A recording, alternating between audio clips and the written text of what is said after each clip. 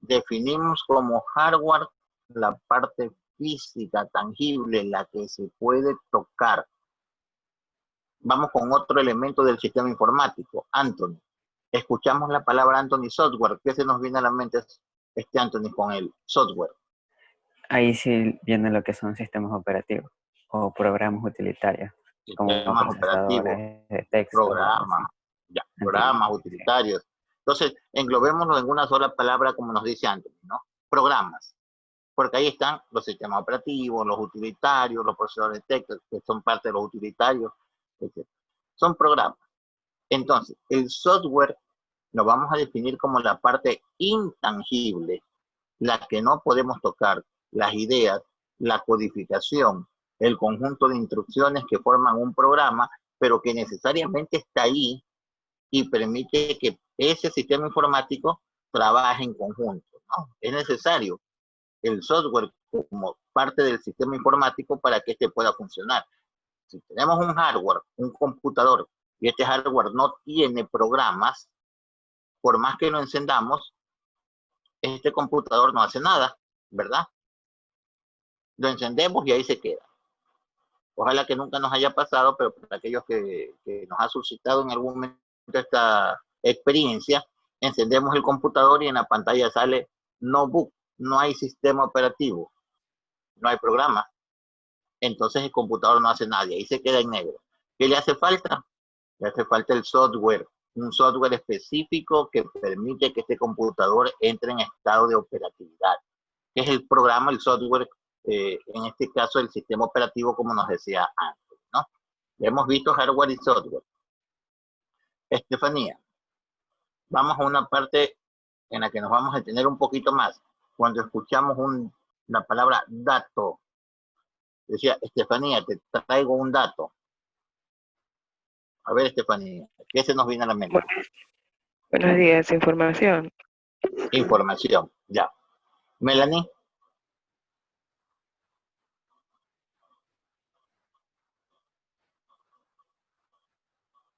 Melanie Infante.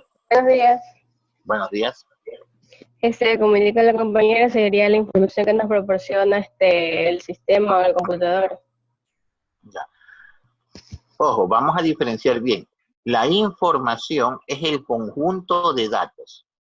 El dato es solo parte de la información. A lo mejor como dato solito, si lo dejamos aislado, no nos significa mucha cosa. Pero cuando ya comenzamos a unirlo con todos los datos,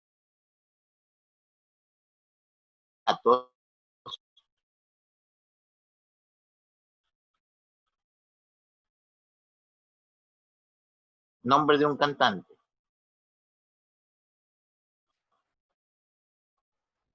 Yo me quedo congelada la pantalla cualquiera, de una ciudad.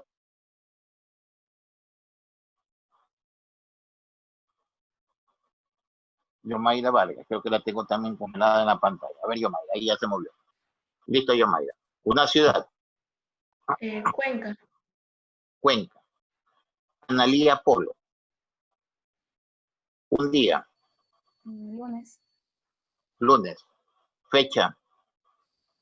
18. 18.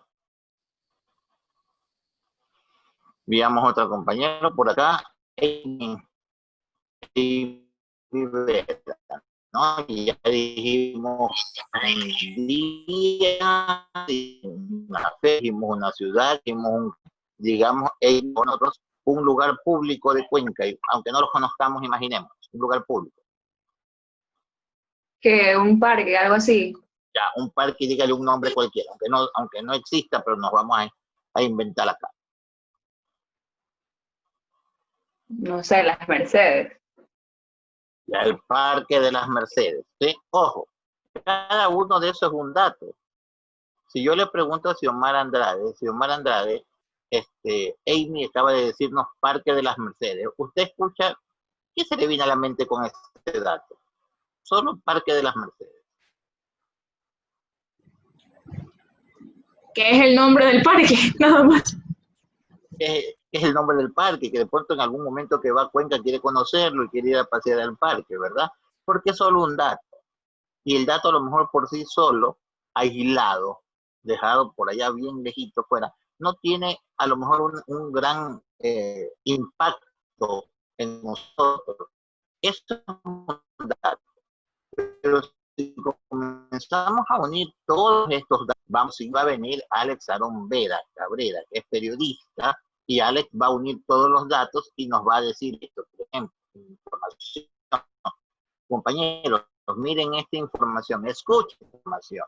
El día 14, lunes, creo que dijo la compañera, bueno,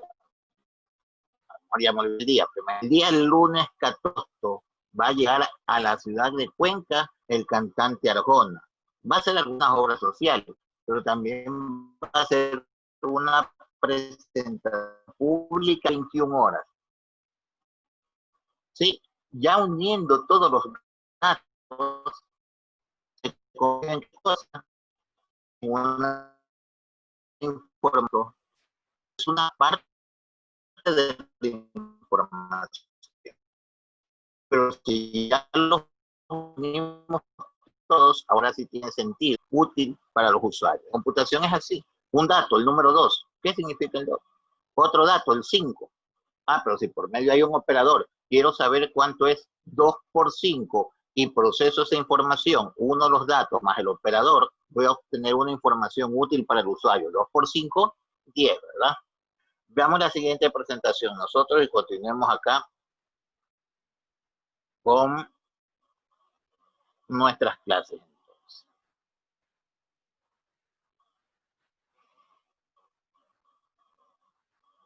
Ya habíamos visto los conceptos de informática, que era el sistema y el sistema informático, que era un computador,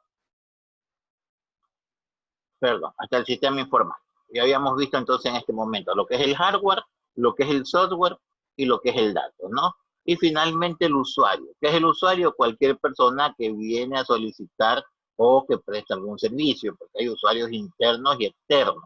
No hablemos ni ahondemos mucho en esto, simplemente andemos que cada uno de nosotros es un usuario. Antes nos conocíamos como personas. La persona que opera un equipo de computación, la persona que va a solicitar un servicio. Ahora se denominan usuarios. Entonces, ¿qué es un sistema informático? Es la integración de 4 elementos: hardware, software, datos y usuarios. Estos 4 elementos se integran entre sí para permitir el procesamiento automático de información a través de uno de sus elementos llamados computadores, con el objetivo de obtener información útil para el usuario. Acá tenemos entonces ya nuestros conceptos de sistema informático y los 4 elementos tratados, ¿no? Durante el trayecto de la computación, las computadoras han ido evolucionando. Imaginemos que siempre fueron así. Un día aparecieron y vinieron así como las tenemos ahora, o habrán sido diferentes. Veamos, Diego García. ¿Siempre fueron las computadoras así o tú tienes alguna idea de que en algún momento fueron diferentes las computadoras? No, profe, las computadoras han evolucionado mucho a lo largo de los años. Más recientemente lo han hecho muchísimo más rápido. Antes eran armatosas prácticamente. Las computadoras han evolucionado tantísimo que desde equipos gigantes, grandísimos, para tener un solo computador, unos equipos grandes, se han vuelto hasta equipos pequeños y casi de bolsillo. Algunos smartphones son verdaderos computadores. Tomamos ejemplo el iPhone, no sé por qué número vaya, pero el iPhone tiene un procesador potente, una verdadera computadora de bolsillo. Ustedes pueden hacer lo mismo que hacen un computador, descargan el Office, utilizan Word, Excel, PowerPoint, hacen videoconferencias, juegan, graban, toman fotos, verdadero computador de bolsillo. Bueno, las computadoras para su funcionamiento, tal como vimos la vez anterior, son dispositivos electrónicos que ejecutan una serie de instrucciones de forma precisa, programable, y han ido evolucionando en el tiempo, ¿verdad? Según su generación. para entender lo que es una generación de computador, vamos a entender que una generación es aquello donde se dio un cambio o marca la presencia por medio de algo que lo caracteriza. La generación de poetas, en esa época salieron puros poetas. ¿Sí? Las computadoras se definen en generación, primera generación, segunda generación, tercera generación, cuarta generación.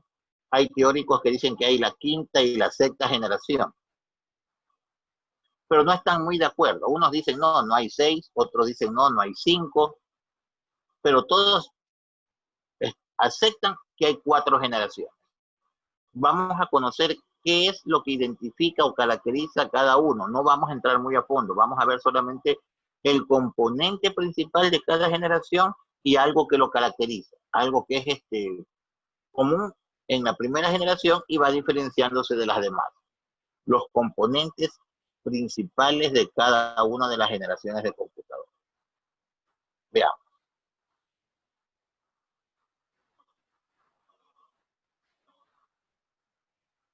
La primera generación de computadores, allá por los años 50 al 60, esta fecha también es variable, cada uno, todos están de acuerdo que con esta fecha es la que exactamente apareció la primera generación.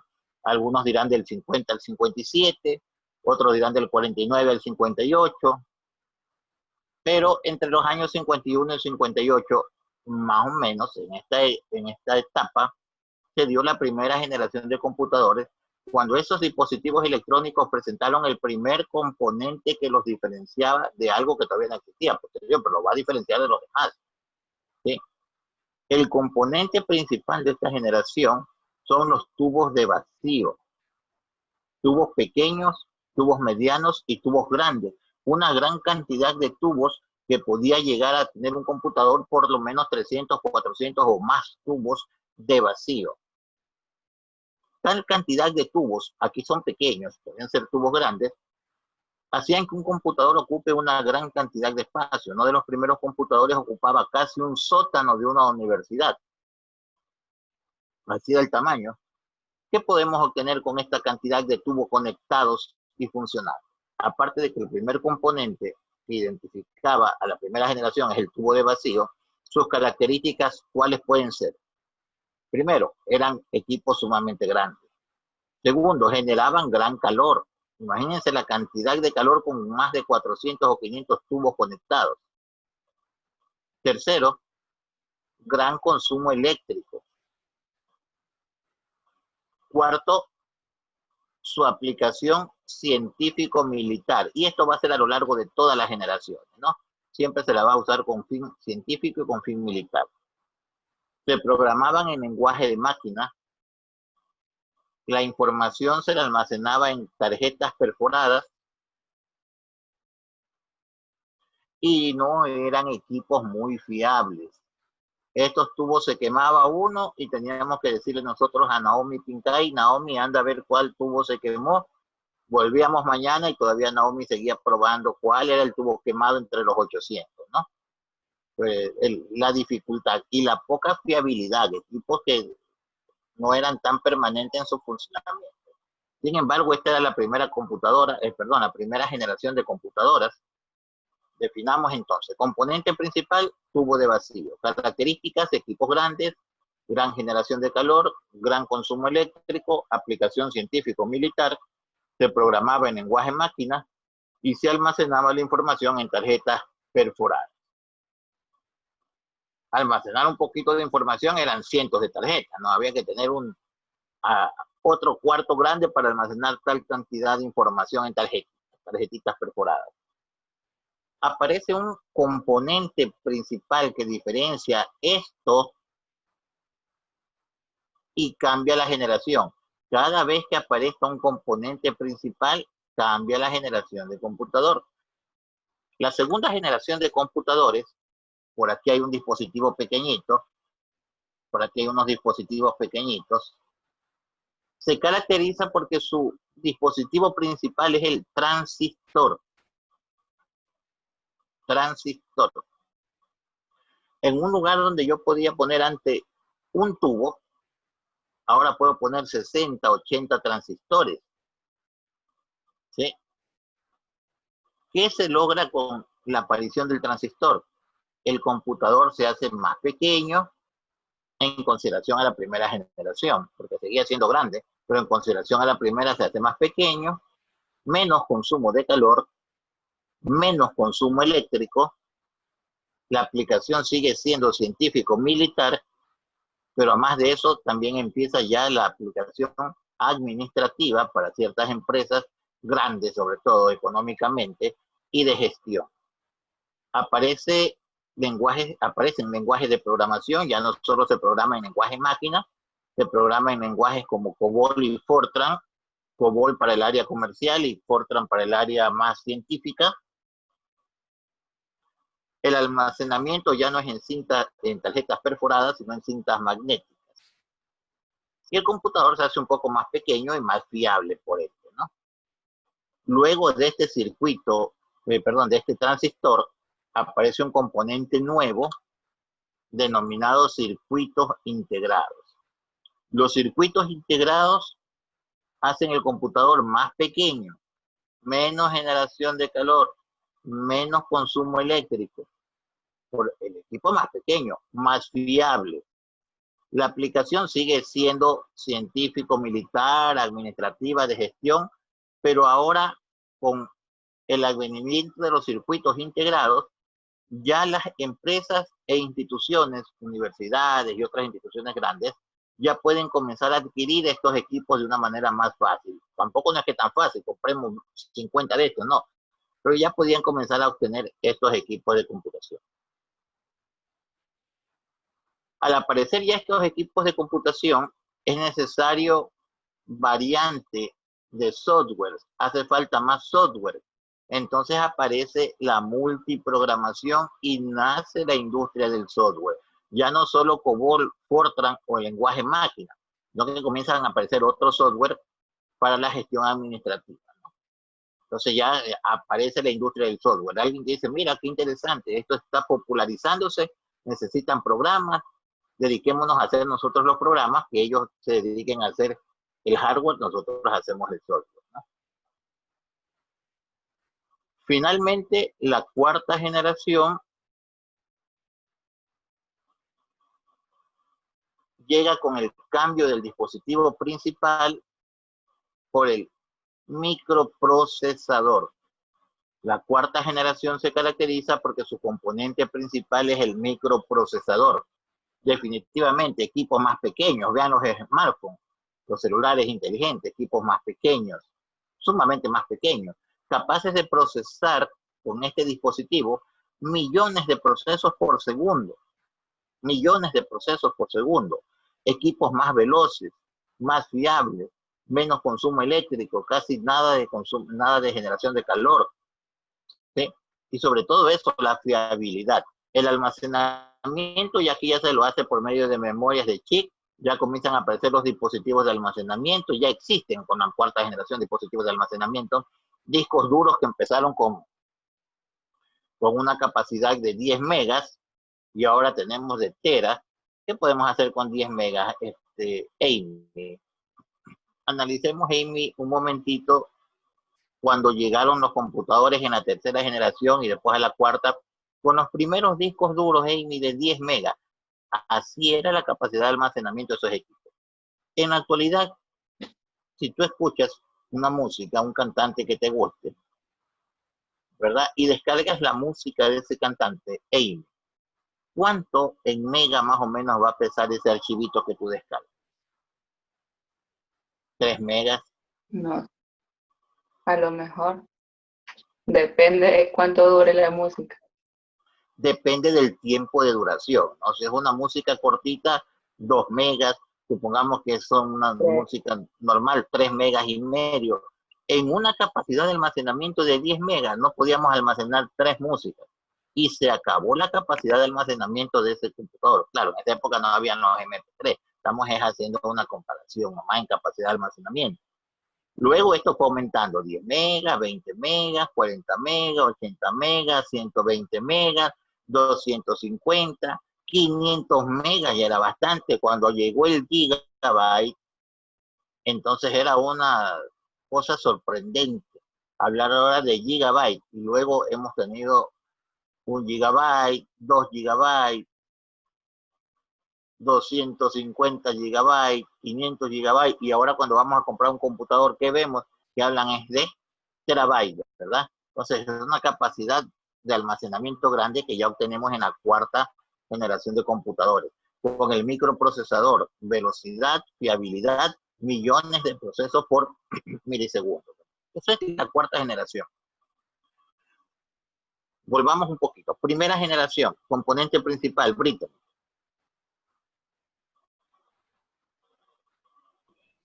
Son los tubos al vacío. Tubos de vacío. Son los transistores. En la 2ª generación son los transistores. Estefanía Pérez, 3ª generación. Los circuitos electrónicos. Los circuitos integrados. Los circuitos integrados. En la 3ª generación, los circuitos integrados. Analía Polo, 4ª generación.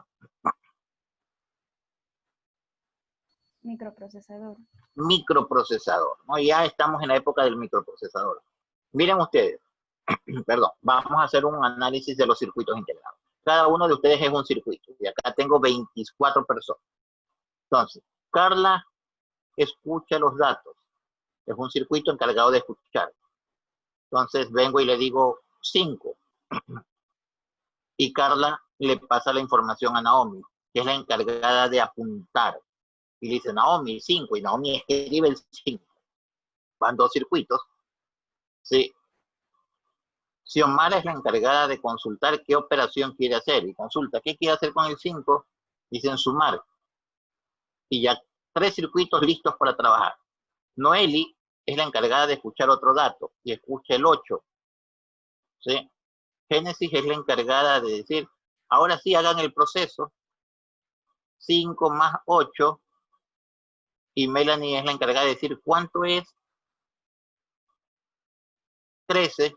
Y Denise es la encargada de decir son 13 la suma de 5 más 8. ¿Cuántas personas ocupamos? Ocupamos 6 personas, 6 circuitos. En escritorios sentados, ¿verdad?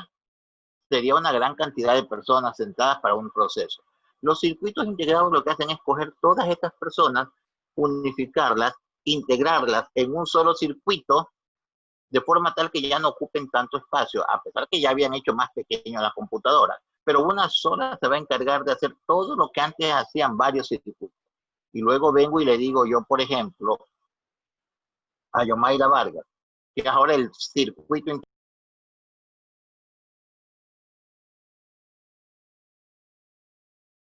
integrado, ¿no? Solito. Ya no tenemos la necesidad de 6 escritorios. Ahora tenemos uno solo. Son los circuitos integrados, se hacen más pequeños. Con el microprocesador se hace mucho más pequeño.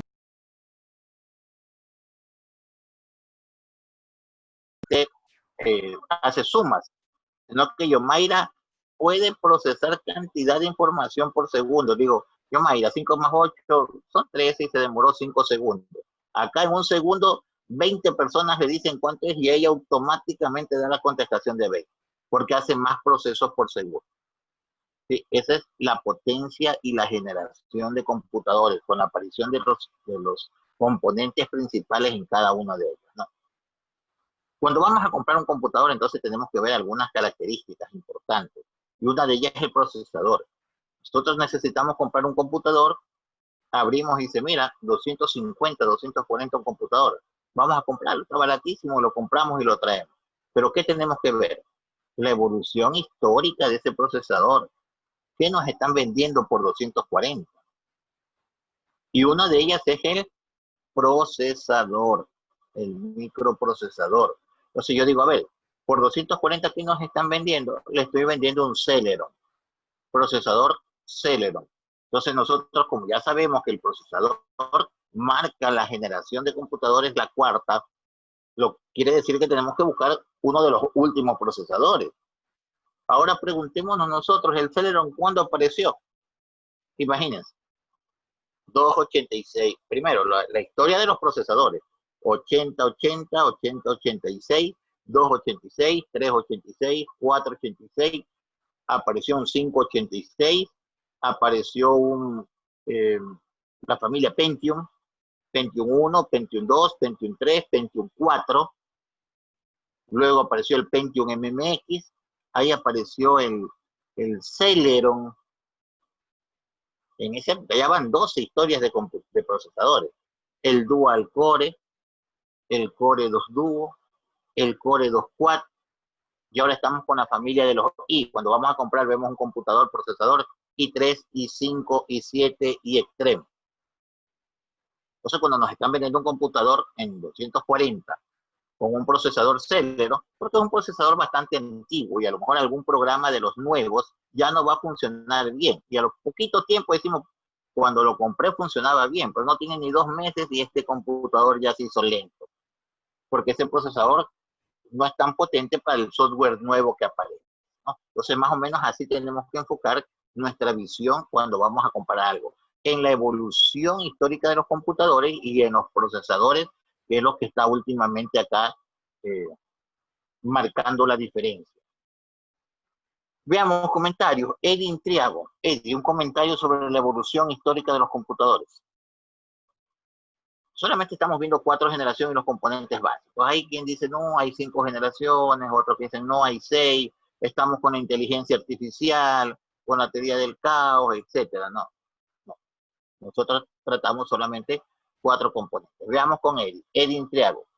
Tus comentarios, Eddie, sobre la evolución histórica de los computadores, las generaciones de los computadores.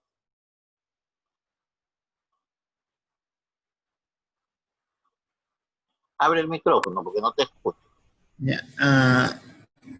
Más que todo me sorprende, profesor, por lo que, como usted dice, o sea, de unas máquinas enormes que ocupaban un sótano entero, se han reducido hasta ser portátiles, como un celular o una laptop. O sea, y son mucho más avanzadas que antes.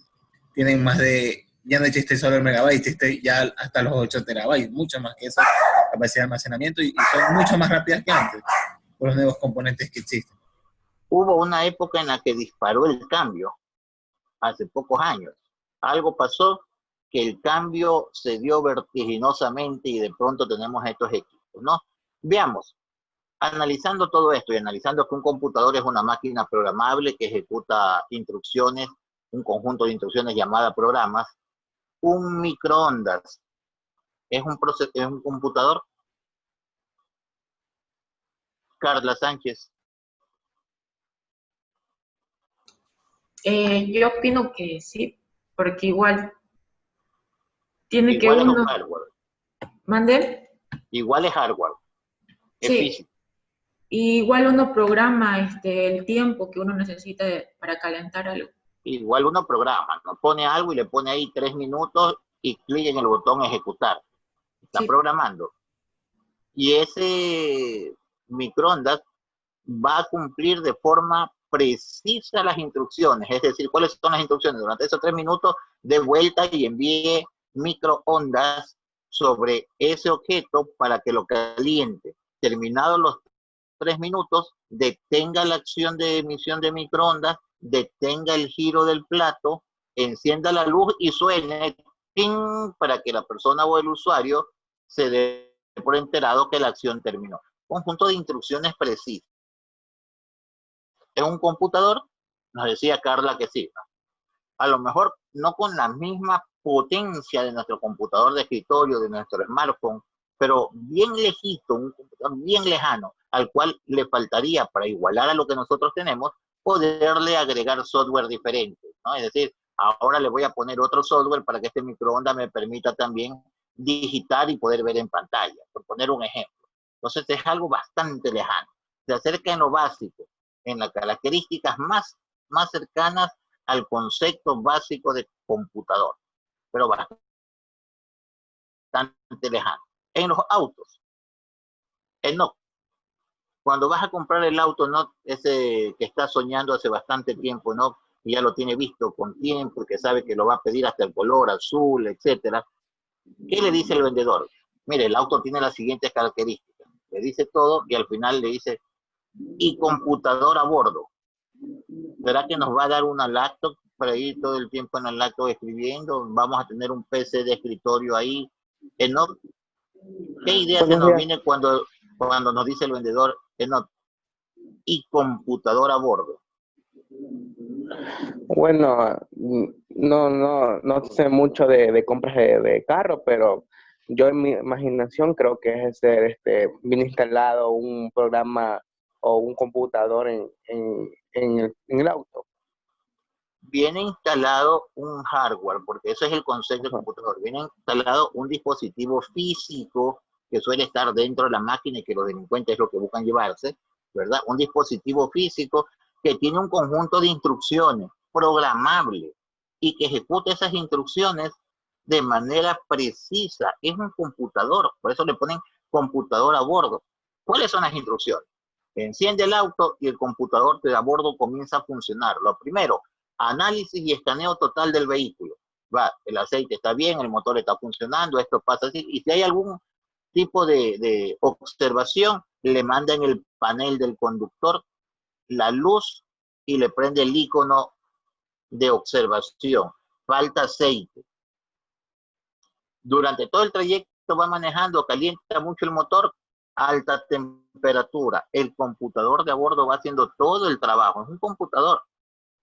Un dispositivo físico que está en algún lugar del auto instalado, programable, que cumple un conjunto de instrucciones denominados programas de forma precisa. Eso es un computador.